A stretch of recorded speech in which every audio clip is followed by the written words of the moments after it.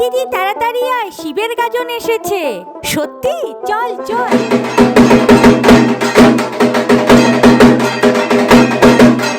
আমি তেতো খাবো না। আজ তেতো খেতে হয়। আমার তেতো ভালো লাগে না। এখন তেতুটা খেয়ে নে, বিকেলে তোকে চড়কের মেলায় নিয়ে যাব। আমরা চড়কের মেলায় যাব।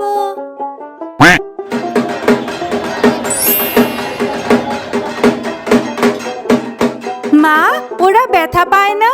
ওরা শিব ঠাকুরের অনেক কঠিন উপোস এবং তপস্যা করেছেন, তাই মহাদেব তাদের রক্ষা করেন এবং ব্যথা সহ্য করার শক্তি দেন।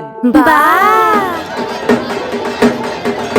মা, আমাকে মাটির বড় বউ কিনে দাও না। মা, আমি বাদাম ভাজা আর জিলেপি খাবো।